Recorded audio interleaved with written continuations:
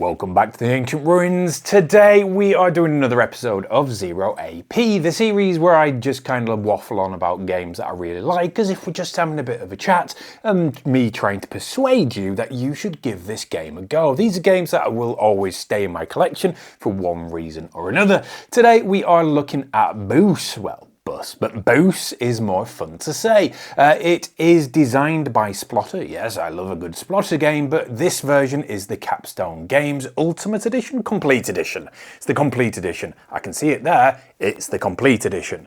So all that means is it comes with a fancier Bus.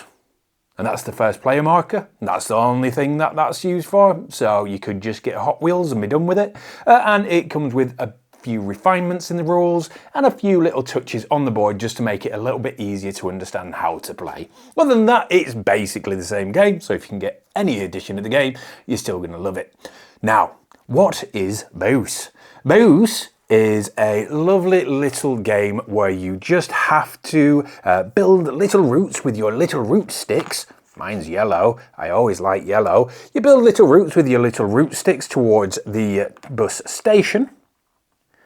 There we go. And you move the people down your route using various different actions to get them to their homes, work, and the pub. That's basically it. Those are the three choices that you can do. So it is fairly straightforward, but there are a few wrinkles. Now, if you've never heard of Bus before, or Bus, if it's annoying you, leave a comment below. If not, say Bus with me. Bus.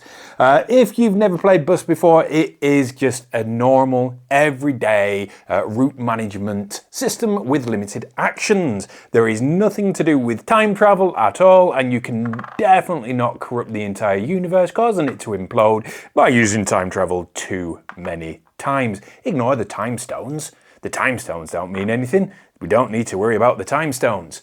So, one of the things that I really like, and I think is quite niche, I don't know many games like this.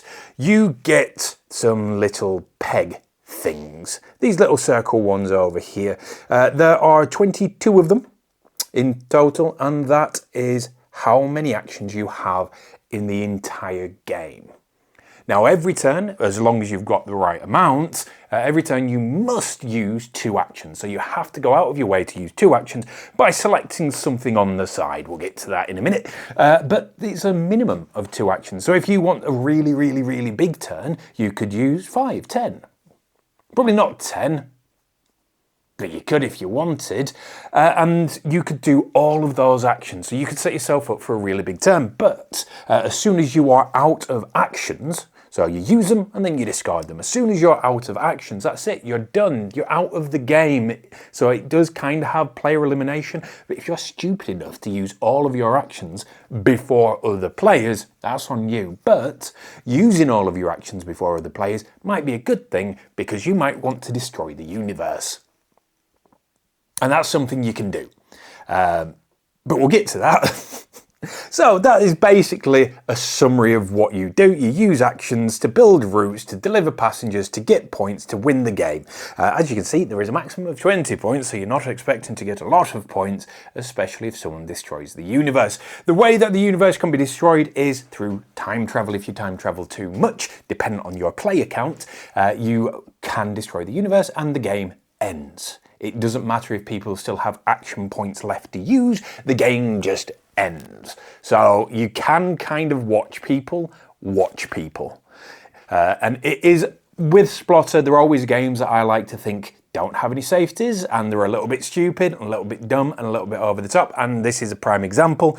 You could use all 10 of your, well, not all 10 of your actions, you could use 10 of your actions to set yourself up to do something wonderful, and then somebody else could just go, well, actually, I'm going to use the time travel.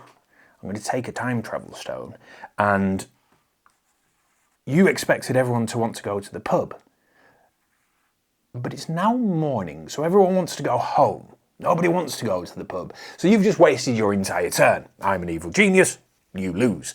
And if you do it too much, then the universe just implodes. And once the universe implodes, the game's over, you count up your points, and the person with the most points wins. Do I think this is a balanced game? No! Not at all. This game is dumb in the best possible way. The amount of time that we've played it and somebody's just gone, well, I can't win, so I'm going to end the universe, and then they end up winning because everyone else had big plans. Then changed it the next time we played it, where everyone was kind of watching who would get the time stones and then plan accordingly, and then the person who got the time stone didn't do anything.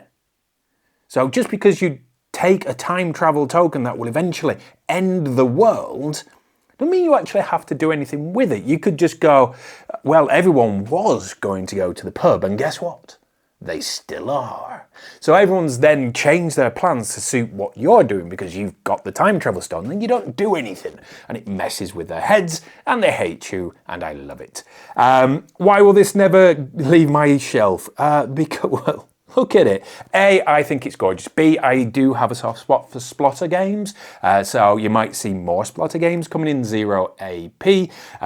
Just because I think they're really good. I think they're definitely worth just having a go, which kind of gives a nice segue into the review part of this video. This will never leave my shelf because it is a weird thought experiment. It's a beautiful game. I love it. I love playing it. I love seeing people sat at the map with the little sticks, with the little actions. How many boosters do they have? Because you get boosters. It's not a rules teach. You'll have to figure it out later. And they're just there like that going, you're not going to time travel, are you? I need you not to time travel. Is that okay? Yeah? Okay. And then you time travel and it's hilarious. Would I recommend this to absolutely everyone? Not a chance. No, never. I don't think I could ever... This is going to be like a bit of a blanket statement. I don't think I could ever just recommend a Splotter game to anyone. I think I would recommend playing a Splotter game. And if it is your flavour of game, something that you like, then you can open this door to a wonderful world of weird and wacky ideas by Splotter, because they are they're a bit Marmite. Yeah, they're a bit Marmite. If you like them, then you will really like them. I don't think I've ever played with anyone who's just gone, it's okay. I've played with people who've either gone, this is amazing, I've got such a good idea of what I can do next, and I've played with people who hate it and want me to die because of it, which is also fine because it's funny. I would therefore give this one a recommendation of go and try it. Find someone who already has it and give it a go. If you played any other Splotter game, there is that slight caveat. If you've already played Splotter and you understand Splotter and you know what Splotter's like, buy it. You're going to like it if you like other Splotter games. It's much of a muchness in a different wrapping. So if you played any other and you like them, you can rest assured that you're probably going to like this one, and it's pretty. Compared to normal Splotter games, it's done by Capstone Games. They've made it prettier. So, yeah, that's it. That's the end. Go buy it, or at least try it. Other than that, one of the things I want to quickly touch upon, so if you've enjoyed the video, like, comment, and subscribe, and leave unless you want to hear the preamble waffle. Post-amble waffle? Who knows? Someone turned around to me and said, you like a lot of things, you don't dislike things. It's like, well, yeah. Why would I buy things that I dislike? But if you want to see a video where I comment on the games that I've just bounced off so hard that I never want to touch again, let me know below, and also let me know the games that you've bounced off. I want to know the games that you hate, but with a valid reason. I don't want to hear that you don't like the My Little Pony deck building game because it's for kids. I want to know a game that you've bounced off for the reason that you've bounced off it. I'll give you a small spoiler of the video that we're going to be doing of the top 5 games that I absolutely despise. One of them is, I'll give you just clues, 'cause I can't actually remember its title at the moment, but I played this one and all you did, no, it's not that one. All you did was make vistas, and I don't know whether it was because of the way it was taught to me, the people I played it with, or just the fact that I don't like that style of game. I don't like trick-taking games, so I don't do trick-taking games. So there won't be any of that. But this game, it was, you needed to make a vista and have someone look at it. And my God, I hated it. So that's the reason I hated it. I didn't understand where the joy was, because all we were doing is putting little cardboard slats and pointing a figure at it and going, look, we're looking at a beautiful mountain scene. Isn't that nice?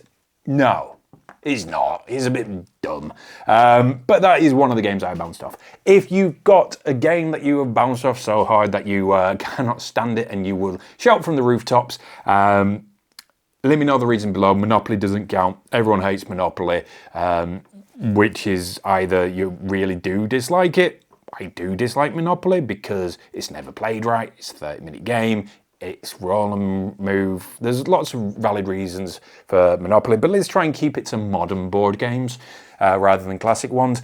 Leave a comment down below and we'll see how many people hate the same thing. Let's have a bit of hate for games, just a little bit. Keep it polite and nice, but let's just see what games people have bounced off. Other than that, thank you for joining us. This has been the Zero A.P. Waffle, as always. Until next time we convene. Bye for now.